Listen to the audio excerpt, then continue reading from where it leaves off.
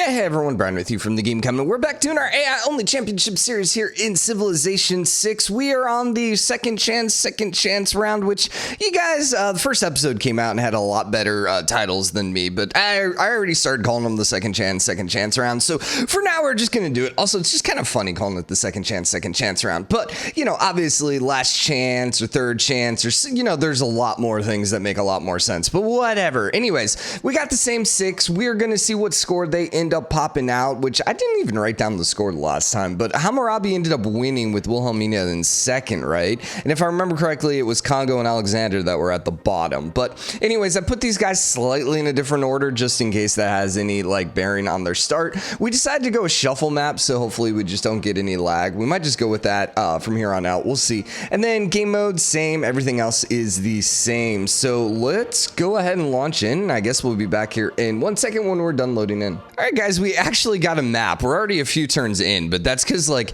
I just kept loading in new maps. This is like 6th, 7th, maybe even more. Like I totally lost track of how many maps we actually tried to get, just because there was just like so many bad map rolls. Like a lot of the times we ended up with like 2 continents, and then like we would have like 4 civs on one, 2 on another. There was one time we had 1 civ on an island all to themselves. Like I'm talking like the 2 continents, but one had a continent all to themselves. The last 2 maps we actually had Arabia. They had like a little tiny island to themselves, like 2 games in a row. And I'm talking like a tiny island, like you couldn't get 3 cities down kind of tiny island. I was like, what the actual heck is going on here? But I think this map's gonna end up working out. So we have Arabia here on the eastern side, which is, this is another, this is a whole nother island over here. We have Wilhelmina to the south, but she's got a really great spot here because she's got Mount Rama right here, and she's gonna potentially be able to get 2 cities that are gonna be just god tier to begin with. Then we have Babylon just eastern, and actually Babylon has a lot of room. Really, everyone has a lot of room on this one. Dido then is over here in the pseudo center, and let's see, this is all Dido territory, so Dido could really go kind of crazy here.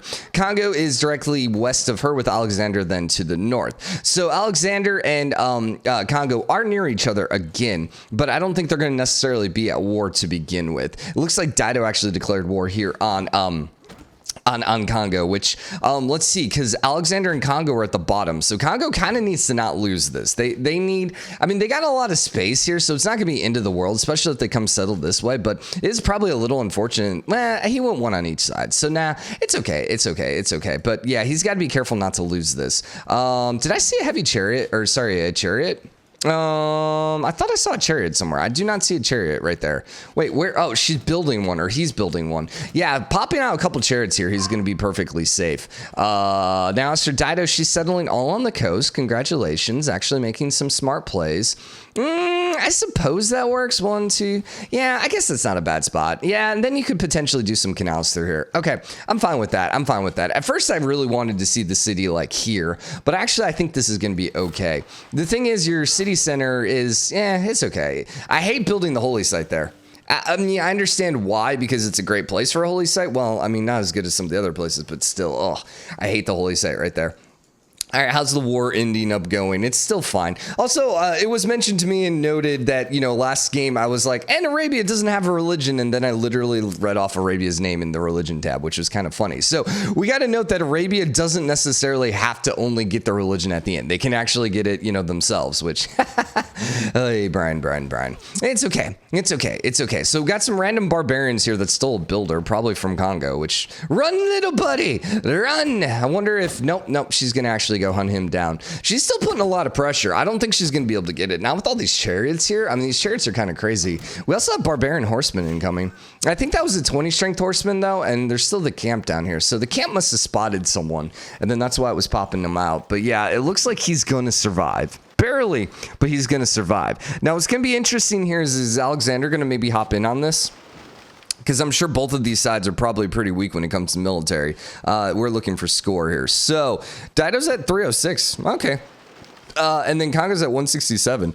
Interesting. She's still really powerful, but she's got her biremes up. And what's unfortunate, those biremes aren't going to be super useful unless she goes to war here against Netherlands, which I can't really imagine.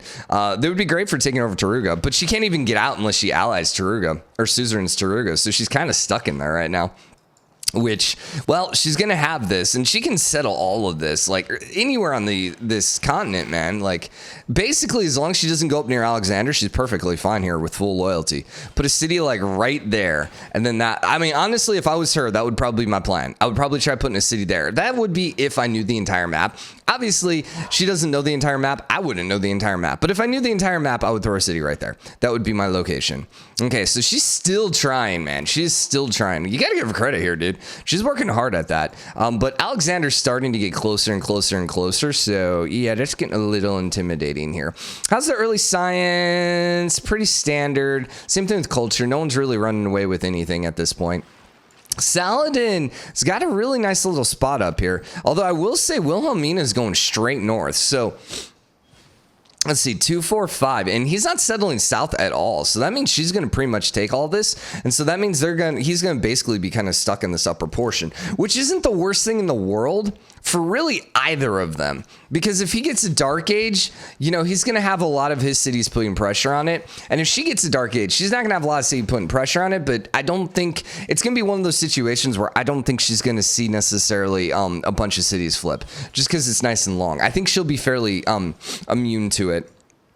Dido will also be immune to it. Now, who might not be immune to it is, you know, potentially Congo over here, especially if we see some, you know, Dido cities over here getting flipped. But, all right, so I'm thinking there is another war going right now. It looks like Alexander, nope, still at war with Dido, but Alexander's about to come in, dude. So Alexander might actually grab Kilwa. It's at 44 combat strength already. Dang, dude, how's that 44 combat strength? Oh, he's got sun in there. That's why. I was like, dang, that's really early. Yeah, there's your war. Now, with the 44 combat strength, like, these chariots do crap. I mean, you see that. So even without walls right now, he's doing perfectly fine. He's popping out his unique unit, which those guys in the go, aren't they? Their replacement for swordsmen, aren't they a little stronger too, I thought? Replace swordsmen plus 10 combat strength when defending against ranged attacks. They're 38 as opposed to, I think swordsmen are now, what, 35? So yeah, a little stronger and great against the range units. He does have, Alexander does have some range units. So did Dido get pieced? The question is, no, Dido did not piece. So Congo didn't piece out Dido. So if Dido would have been pieced out, that meant Congo would have bought out the piece, which, yeah. Now, he could get walls here, and yeah, getting walls here is basically make him indestructible, but right now he's still basically indestructible. Getting the surround on is actually a pretty good idea here, too. Because then at least he could take it down. But yeah, you can see Alexander's pulling back. There's no way to take that, man. Now, unfortunately, this town's right next to a volcano, so yeah, you kind of don't want this to be your forward town there, because those walls are just going to get blown up over and over again. Dido's at how many cities? 2, 3? Only 3 cities? Dido, what you up to? She's looking to throw down city number 4, but I mean, others are at 5 now. I think everyone's at 5 except her. 2, 4, 5. Yeah, and she's still only at 3. Yeah, dude, she invested too much in that war. 2, 4, 6 over there. 2, 4, 6 there. 2, 4, 6 there. Yeah, so all the peaceful civs are at 6. So, but it just goes to show you, I guess, apparently AI goes to war. They're a little less. They're not building as many units, or as many cities, which, you know, kind of makes some sense. But Kilwa, oh no, why did you move Sun away? What are you doing? No, Congo, what the heck, buddy, man? All right, so Kilwa went from being indestructible to, oh, this is scary. It is about to pop out walls, though. And if he gets those walls, it's going to be okay. And those archers aren't going to do a whole lot. And there's really no melee units to take it. So he kind of lucked out that there were no units there. But man, that was almost a critical mistake. Almost a critical mistake. Now, this is actually an interesting question. So if you are one of the 2 bottom place players, aka either Alexander or Congo, who last game you were at the bottom 2, and you're trying to earn your way out, would you rather spend your time defeating the other player that's at the bottom? I think you would rather end up going for Dido or something like that, like one of the more mid-tier civs. Parker, what do you have? Okay, she's got a bone. Okay. She kind of had her naughty trot, like, I stole something, which she loves to do. She loves to just steal, like, random things. Like, she doesn't even, like, run away with it. It's more like, hey, look at me, I have one of your socks. And you're like, oh, thank you, I really appreciate it. Really appreciate it. So, let's see. So, I have to say, Babylon's not that spread out for having that many cities, which is probably a good thing. I mean, his cities don't have a lot of pop, though. Yeah, they're kind of small at this point, but having that much loyalty pressure, it's either going to be a really great thing or it's going to be a really bad thing. I think it's going to be okay because he's only going to lose like one at a time, and I don't think anyone else is close enough to really get like a bunch of free cities putting loyalty pressure. But if Arabia starts like losing some towns over here, I don't know, man. You could see Babylon just get completely knocked out, which would be kind of hilarious. All right, Dido's going for Mo and Joe. That's going to help. 1, 2, 3, 4. It's going to put her at 5. She's still 2 cities down though. And remember, she's in the bottom too. So I think right now, Alexander doesn't have enough points. If I recall correctly, he was like 300 points down or something along those lines. So he still needs more points. But as of now, Dido's definitely in the danger range. She's going to have to catch up a lot quicker here. Babylon got a dark age. Everyone else got a golden age. Interesting. Things that you don't expect happening. Now, Tuttle's going to immediately flip right back. That's not going to be that big of a deal in the slightest bit. Let's see. Wilhelmina has a religion. She's immediately spreading to Congo, which is just free spread, so that's great. All right, let's see. Netherlands, Phoenicia, Arabia, and Macedonia. So Arabia does have a religion. Actually, they've all been recruited. So who has the last great prophet then? Oh, no. You know what? We're playing on the small map. That's what I think I forgot last time, too, is we're playing on a small map. So there's only 4 religions, not 5.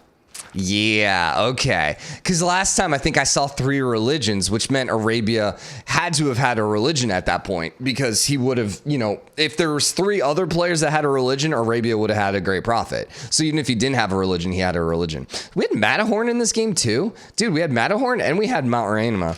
Jeez. If only we had, what's the other mountain one too? Toro del Plain. Yeah, if only we had that one as well, man. We'd have like the 3 greatest wonders in the game all together. Or at least the 3 great, well, now we just need like Pachacuti or something like that. Someone who gets a huge bonus for that. All right, so let's look at wonder score. So Alexander right now is about to pop out number 2.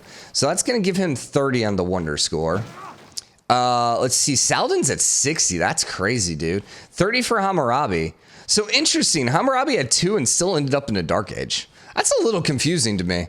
He's popping out 2 more. He already has pike and shots. What the hell, dude?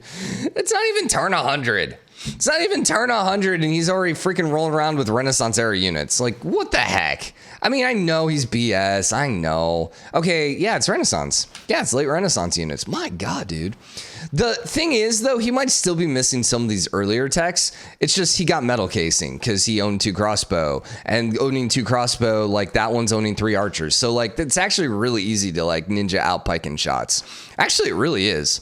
All you need to do is, just research archery or get a slinger kill and then get 3 archers and then upgrade 2 of them to crossbows. And next thing you know, you have freaking metal casing or metal casting. So it's actually a pretty easy one to ninja out and then go to war with some pike and shots. I bet there's a strategy there. I wonder what the wiki actually says for Babylon strats, but I would imagine that would be one of them. Taruga's under siege right now. From Babylon, but Dido actually has the suzerain, so she can pass through now. Dido did end up grabbing... No, she didn't grab Mo and Joe. She just built a couple more cities. I saw all these cities. I was like, she must have grabbed one. 2, 4, 6. Yeah. Is she still at war with Mo and Joe? No, Alexander's actually at war. She decided to piece it out. Did she suzerain Mo and Joe? No, Congo did. Weird.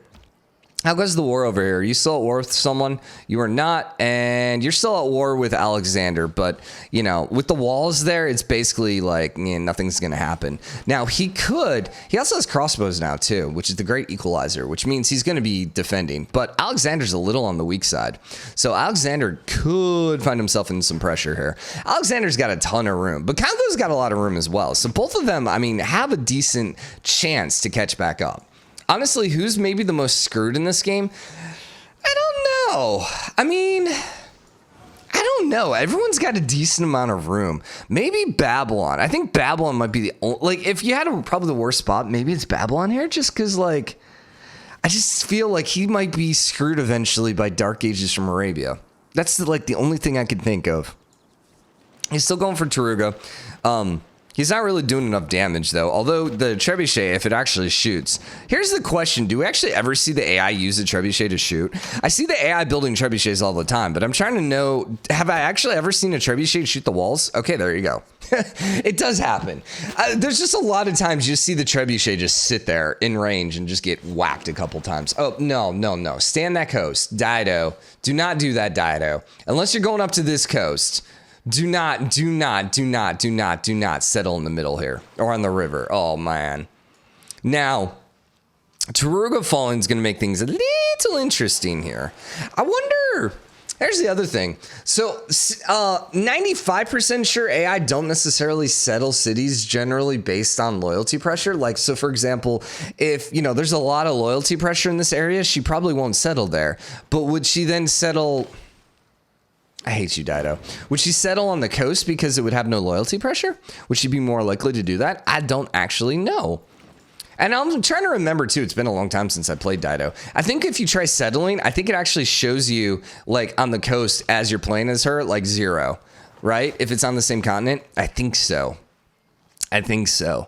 One thing too that like never gets done is actually moving the capital. I feel like it was always too expensive. I think they even nerfed the cost quite a bit, but still, it's just, I don't know. It was one of those things that was like, oh, this is a really cool mechanic, and then just ultimately was never really worth it. Honestly. Because like, I don't know. Your capital is kind of usually your first city, which is always going to be your best city. I'd say most of the time, unless of course you find a Petra city or something like, Mount Rama city. How are the wonders going? Let's see. It's only 2, so you kind of stalled out, Alexander. Then Hammurabi's popping out a bunch. Wilhelmina's got 3. Saladin stopped as well. He's only at 4. Congo's at the bottom, dude. He's at the bottom by a lot. So Congo's definitely on the outside looking in right now, which is not 100% surprising. Congo's one of those civs. He's just never going to be able to win it just because like him not being able to get a religion means he's always going to have a big fat 0 there. And that's always going to hinder him a bit. That's always going to hinder. Also too, and I don't know if this is the case, but I wonder if if he goes for less faith too, generally, which means he will then probably not get as many great people because he won't use the faith to buy great people. I don't know. I also don't know how much the AI actually invests in great people with faith. So Alexander's trying to pop out a couple more wonders, or at least one right now. Oxford. What's science looking like? Alexander's actually leading. Interesting. All right, new era. Alexander, Hammurabi, Wilhelmina got golden ages. Everyone else got a dark age. That is going to be pretty dang bad, I think, for Congo. Nah. Okay, that wasn't the worst one. And it looks like Kabul flipped then for Dido. Yeah, that must have been Dido's, I would assume. So then Wilhelmina got a golden age, but Medina ended up flipping here. But luckily Babylon got a golden age, so he's fine. He got a bunch of wonders this last era, so he'll be okay. Now Dido is going to end up having to fight the horde of Babylon here, if she's not already. It's just such a bad location for a city, man. She's at war against Saladin. Really? That has to be an emergency war.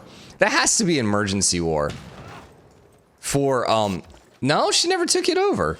What the heck would you be at war with Saladin for? Is Saladin in an emergency war? Yeah, I think Saladin's in an emergency war, maybe. Did he take over a city-state? Maybe it's a religion. No, but that wouldn't cause a war. I don't know, man. Why would Alexander be at war with him either? That's a weird one. Okay, it looks like Babylon maybe is going for Mohenjo instead, which, if he doesn't raise it, would actually be really good for Dido. So Dido did kind of cut off everyone else, and so she can come settle the rest of this here. So she's going to be able to get a few more cities out. Congo's starting to run out of room, though. Congo is going to need to settle over here sooner rather than later. Alexander still has a ton of room up north. I actually think Alexander's going to actually make it out of this. I really, really do. I mean, he's in first place, which is exactly what he needs. Now, I don't think he has enough points right now to not be in last place, but we're still early, We still got a couple hundred turns to go here. So as long as he ends up popping out, or just continuing with what he's got, he's going to be great. Now, I will say everyone that's had really good games the last 2 rounds has just, or at least started off really well, has ended up just getting their butts kicked. So we'll see whether or not he starts losing a bunch of cities. But I think he might be okay, man. I think he might be. What's the coal looking like right now? The levels? Yeah, it's happening. It's happening. I think we're going to get more comments this time than we did last time. Also, can we talk about how smooth this is now again? Dude, there's just something about some of the maps, man. Yeah, just some of the maps just don't, like, they just take a lot longer. They just don't work as well, which, I mean, it's fine. It is what it is, but we just got to keep in mind, man, don't use any lake map. Don't use primordial.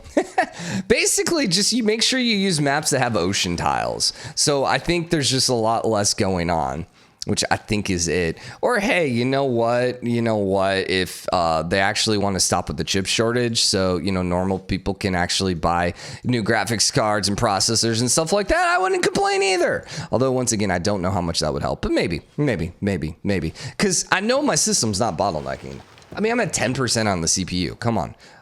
I got 32 gigs of RAM. There's no way my RAM is being utilized, and there's no way my video RAM is being utilized either, because I mean, I do have 8 gigs on the video RAM. I think I'm on a 2070. I'm trying to remember, is that 8 or is that 6? Either way, my video card can clearly handle, or should very clearly be able to handle Civ 6 at this point. So point being, I don't know, better equipment would actually help it. I think it's just not, there's just a lot of leakage or whatever it is. Okay, so we're gonna wrap this episode up here. Right now we have Alexander in the lead. Wilhelmina's in second. Hammurabi actually dropped to third, so he's starting to fall behind. I'm wondering if that's going to be leading to a dark age for him, but we shall see. Then it's Dido, Saladin, and Congo. Right now, Congo looks like he's going to be out. Other than that, though, it's kind of a bit wide open. And the thing is, Congo still has some opportunities to come back here. And what's the science looking like? Let's just roll through that real quick. So Alexander's kicking butt right now, dude. Yeah, he's doing well enough that he might be able to pull out a win with that kind of science. Hammurabi's only at 80, so double, that's only 160. So even though he's getting some late game techs, like he's working on refining right now, that's still, I don't know that's enough tech to actually get through and win the game. As for culture, we do have a couple civs, so probably not going to see any cultural victory. Faith and money is pretty well evenly balanced. And military, Alexander's really weak. He's still very exposed, so we'll see if that comes back to bite him. But for now, like I said, hope you enjoyed the episode. If you did, drop a like, comment, let me know what you think. As always, hit the subscribe button, join the game, comment, share your support. I'll see you guys tomorrow. Bye, everyone.